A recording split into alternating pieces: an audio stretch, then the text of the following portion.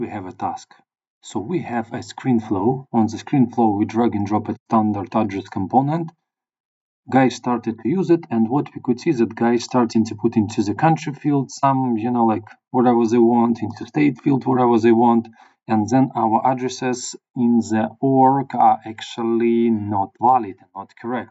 So what kind of options we could do to actually make sure that our country and state only options that we really allow customers to have?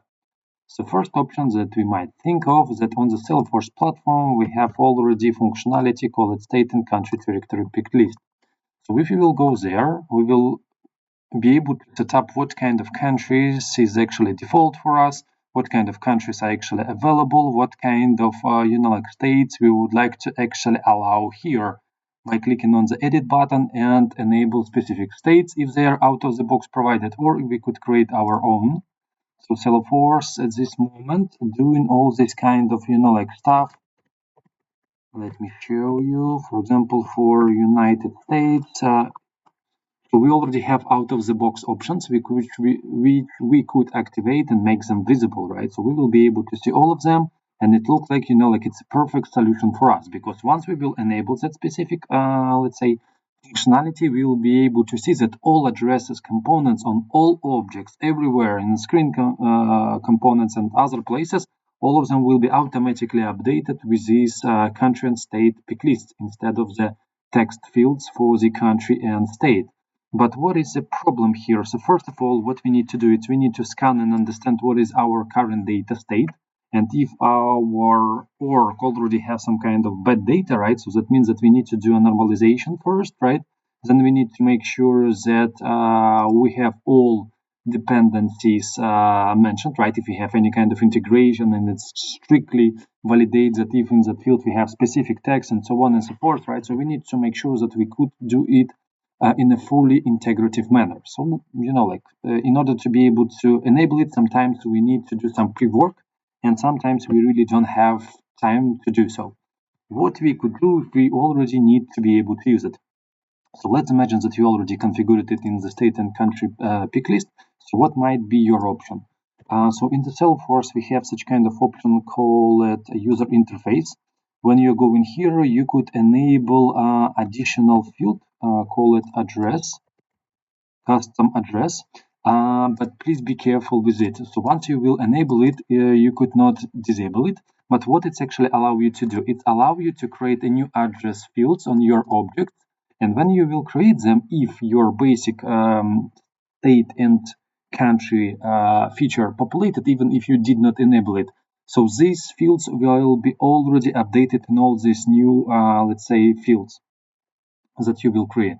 So in that case, it looks like it will work, and it will be automatically handled in the flow. But what you need to do, if you don't need to create actually new fields, right? You already have your fields created and populated, and they work perfectly. So one of the solutions is, if you will create that, new field, you could have a trigger or a flow will populate logic from these fields, which will look like something like this. Let me show you. So they will look something like this.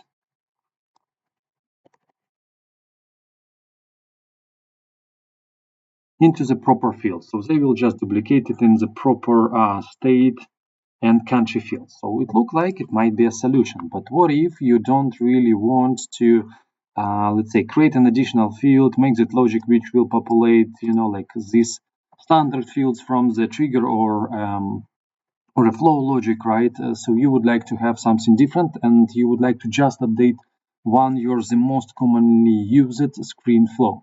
So in that case, other options that we have, it's a possibility for us to set up choice set and possibility to use these choice sets on the flow level. So let me show you. So here we have some example of the flow. And here, for example, we have our standard components. So in the sidebar here, we have a possibility to specify our country values and our state values.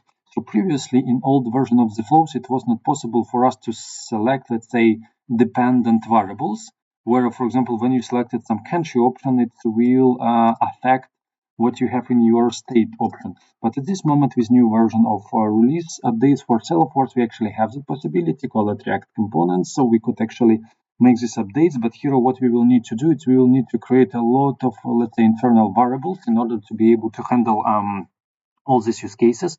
Plus, anyway, they will depend on the Apex class, right? So anyway, you will have to have at least Apex class, and then these internal variables will be able, with this reactive action, give you, like proper results. It's also possible, and one of the options, but configuration is long, and especially if you need to share the solution between, like different flows, it will take some time for you if you could not just separate it into the separate subflow. So what might be our other options? Other options, it's for us to create actually a custom LOC component and let's say show it on the page, right? So here we have two options. So let's imagine that we already know that we could create a custom LOC component, right? And everything is fine. But what if we would like to be aligned with what we already have in the in our state and country settings? So if you would like to already, work based on it, right, you already configured everything here and you don't want to actually have any kind of other configurations like custom settings or custom metadata, you would like just be able to go here, do modification, and you would like your LOC component to automatically reflect what you just did. So for this, what we need to do is we need to actually make a metadata API call if you would like to grab the data, because at this moment, all what you could see here, it's actually not the data, it's actually metadata. Metadata is not available for, tons of different users. So in that case, even if you need to make it available on the community, we need to do some pre-work. So for example, here you could see I am on my community. I am going to, custom components, and here I have all these countries. So how it's possible to make this happen? So first of all, what I did is I just created Apex class. So Apex class is actually made an API call to the metadata API, and it actually helped me to do what is required, right? I was able to get, let's say, required data from the metadata API. But what is the problem with metadata API? It's when you will try to actually access it through the community, you will be able to find out that actually your community users have no access to it. So what you will need to do, it's your authentication method that you will create will need to be changed to use named credentials instead. So in that case, you will be automatically logged in the context of the required user, let's say in terms of this API callout. So this API callout will be able to grab required data for you from this, tooling API. And in the tooling API, you need to do just the following SQL query, like select metadata from address setting. Once it will be executed, you will be able to get list of all of the, let's say, countries and states. Then you will be able to parse it. Then you will be able to show it to the customer. And this will be directly available. Then you will just need to connect your LOC with this, like your Apex controller. So here, everything pretty easy. Just make sure that you will use named credentials. So when you set up named credentials, please make sure that you use, let's say, modern way of creating them.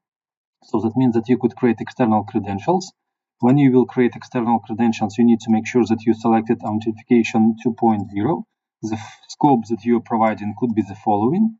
And let me see what else we did here. So we created one principal. So when we create a principal, so here we need to make sure that we will authorize when we will work with that principal, and we will click on the authorize button. So it will actually give us a possibility to be logged into the specific context when we are working through the community user. So then when this is done here, so we need to specify our authentication provider. So in the authentication provider, we need to do the following. So we need to, first of all, generate it. So here we need to put our customer key, consumer secret from our, let's say, applications that we just created for external access. We need to grab from here, once it will be generated, callback URL and put it into our setting. So here, everything, let's say, also pretty simple. So once it will be done, our authentication provider will be linked here. So we have already everything set up. So in that case, what we are making sure that we will do else, we will need to make sure that we configured other settings available here. So let me show you when I will click on edit. So that you will select the authentication type. In my case, it's a browser flow. So you could use, for example, client credentials with client flow secret, whatever it's, like what is your requirements, right? So once all of this kind of stuff will be set up, so it looks like you could already use your address component on your community. But once you will drag and drop your flow into your community, it might not work, and you might be under a question why it's not actually working. So for you to be able to allow some specific flow to work under, let's say, community, what you need to do is you need to go to the flow, click edit, select which specific profiles at this moment could use your flow. And here you need to make sure that you will enable your site. So in my case, I have our test. It's my site, so I have related community, let's say, available here, our test. And then on that community, I need to make sure that the profile that I need to use it will actually have access to the site. So once it's done, next action, what we will need to do is we will need to make sure that our site, let's say Guest users, if we need to share that specific flow for the Guest users as well, will have access to be able to read from the external credential settings. So for this, what we need to do is we need to first of all allow this Apex class. Here I'm just trying to load the page for you guys. So we will need to allow it here first of all, and then we will need to provide access to the Apex class. Let me see why it's taking so long. I would like to show you guys how it's actually look like. So for you to be aware, let me just refresh it. Come on. So once that operation will be completed, you will be able to admit that that flow is fully available, and you could drag and drop it on your community. And when it will render, your LVC component will not show any kind of errors that, hey, sorry, I don't see, like external credentials or don't have access to external named credentials. So please do whatever, required for you to make them work. So it's, like second option. Not sure why Salesforce not loading that page. It's kind of strange, but let's see what kind of other options we have. So we just discussed that we have, those basic options. But what else we have, right? Because all of these solutions sounds like complicated. Okay, that one, it looked like finally was loaded. So what I'm here need to check. I need to check that flow that I need to show for my specific user is here. I need to check that I enabled external credential principal access. So in my case, it's metadata external credentials. And in that case, I will be able to understand that, everything is fine. And then so for another solution, okay, metadata is for another solution. I will need to make sure that I have my Apex class is actually added here. So after that, I will be able to find out that, I could go to actually to my community. I could see all my components available here, and there will be no troubles. Flow will be generated, LVC components will work, and we will be able to grab all required data directly from the metadata API. But the setup for this solution sounds like a bit complex, right? Because when we are setting up or debugging issues related to the named credentials, right, there might be different kind of issues. So what we could do next is we could actually migrate our settings from the standard metadata into the custom metadata. So for this, what we could do is we could create a custom metadata. Let me show you how I did it. So here I created two basic metadata. One of them is country, another one of the state, and you could see that here we have everything predefined. But I did not perform that, action manually. I just generated them directly from what we already have in state and country settings. So how it's actually look like.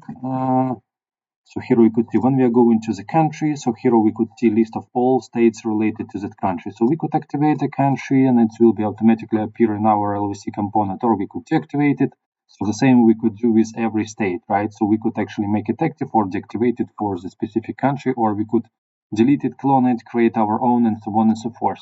But how I did this initial setup, right? How I actually migrated all the basic settings from the standard from the standard state and country settings. So for this, I actually went through Claude and asked Claude to actually generate for me classes which will be able to actually create for me migration process. And with that migration process should be very simple. We need to make the same request that we are making in our previous version of the class that is actually getting addresses from the state and country. So the same API call actually we need to have. And based on that API call, we need to just grab results of it. As you could see here, I'm running it only one time per org. I am doing it under my system admin, so I have access to work with the tooling API. So I just making a call, like I'm getting response. Based on this response, I'm doing the same, parsing of the response, putting it into the specific, variables. And after that, I could actually generate specific and related to this changes metadata. So I could automatically create on all countries. I could create automatically all states. I could map them together through the relationships that we have between state and country, and then I could deploy it. But here, if you will try to deploy that kind of class, you will find out that initially it will fail for you. So then what you will need to do is you will need to make sure that you have some kind of another class which will help you to actually separate the context and get wider limits, because at this moment this flow for each org should upload around 600 of records or something like this, where the setup, at least based on my setup that I have on the org. And then what it will do the deployment. So when the deployment will work, you will be able to look through it and find out it in Apex jobs. So it will be available here. You will be able to find out that it's queued, it's updated, and then you will be able to see that all your metadata records are actually created automatically for you, and you don't need to do anything. So these classes, you even don't need to migrate to other environments. You could just do it as some post-deployment for low-level environments. You could generate it one time, or even you could generate it, for example, on UAT, got all of the countries and states that you need, grab it through your IDE and deploy it to the production as a part of your changes that will be migrated. So in that case, we got it done, and let me see. So here on that page, we have all three versions of that component. So first one, it's initial one, where we could type wherever we want into every field that is available.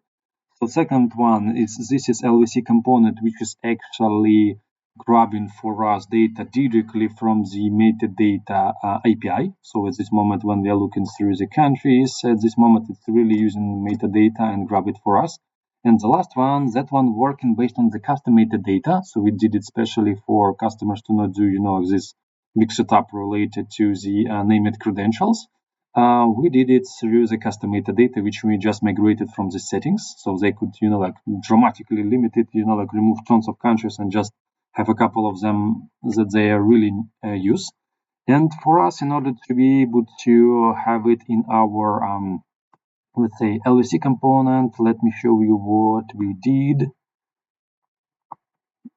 So where is my ID? So here is a basic LVC component. Here nothing special. So at this moment, for us to be able to generate HTML, so we also use Claude for auto generation, but Claude generated for us entirely, let's say, custom component for input address. We find out in the documentation that, hey, why you are at this moment actually using something which is, fully custom, because we already have Lightning input address. So let's use it, because here we already have country options, pro Windows options, or state options, so we could already populate it. So JS code was also done through the Claude, so it's code generated for us, but please make sure that you will test it and you will ask Claude to actually fix your code wherever you will find any kind of, gaps. And what is all else very important, it's because we need to incorporate this LVC component into our flow. We need to make sure that we have some variables enabled for input, some variables enabled for output, so they will be available and we will be able to pass them back to our flow to be able to work through it. So as I mentioned for you guys earlier, so at this moment, for example, this version of our component working through the custom metadata. So here is a class that we have in use. So here, as you could see, we're just doing a SOQLs related to the custom metadata.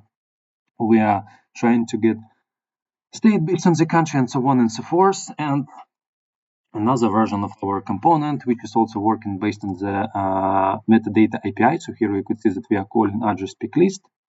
So here is our address pick list, and here you could see that we are using our named credentials in order to be able to grab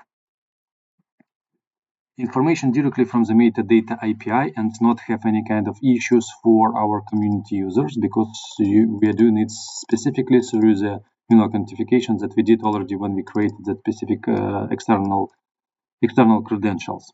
So in general, that's all. So tools that we use it mostly, it was cloud code for generation of like HTML, JS, for generating for us ideas, plus for us in order to be able to like generate classes which will automatically deploy all of the or generate automatically all custom metadata with countries and states. We also did it through Cloud, but it's did it not from the first attempt, so we use it like kind of 1 hour in order to be able to have a fully functional version, especially when we find out that during the usage of these classes, some of the functions, if we set up them directly in the class, they were not available, and they were only available when we generated our specific viewable class, and only in the context of asynchronous job it actually could be compiled. So it was an interesting issue for us to investigate and advise, but that's it, guys. So I hope that it was an interesting case for you, and I wish you all the best.